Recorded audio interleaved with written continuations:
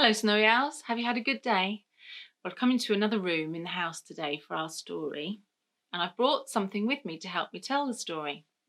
Do you know what this is? I'll give you a clue. Abracadabra. It's my magic wand. And the reason I brought the magic wand is because today's story is called Walter's Wand, and it's by Houghton. Walter made a magic wand. He found a fairly straight stick and covered it with scraps of coloured silver paper. He practised waving it about. "Does it work?" asked his mum. "When I use magic words," he told her. Walter took his wand to the library. "Please don't poke," said the librarian when the wand pushed over some leaflets. "Please don't meddle," said the librarian when Walter played with the index cards. "Please don't touch," said the librarian when he built a castle with the dictionaries. Walter looked at her. "Walter," said his mum quickly, "find a book to read and keep out of mischief." Behind a bookcase, Walter gave his wand a quick practice wave. "Plopper gook sniff," he said, saying the first magic word that came into his head. Then he tapped the nearest book with his wand. It was called Tigers. Trees sprouted from the floor. Vines and orchids twisted round the shelves. Apes swung from the lights, and snakes slithered among the magazines. Walter felt hot and sticky. Then 7 tigers came prowling from behind the bookcases, snarling and looking hungry. Walter was delighted, but the librarian didn't get eaten. She put everything on top of a bookcase and sprinkled drawing pins on the floor around it. The tigers tried to reach her, but the pins made them hop and howl. And "Please don't scratch the furniture," the librarian told them. Walter was disappointed. He thought the tigers should have been braver. He reached down with his wand and tapped the tiger's book. At once, the jungle disappeared and everything was back to normal. "Haven't you found a book yet, Walter?" asked his mum. Walter saw the librarian was watching him. He went behind another bookcase. "Oogla pluntium," he said, then tapped another book with his wand. It was called Pirates. Palm trees and rocks grew out of the pale, sandy floor.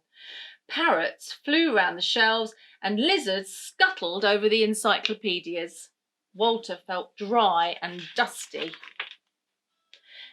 11 pirates leapt out, desperate for someone to kidnap. Walter was pleased. They looked so fierce. But the librarian wasn't dragged off in chains.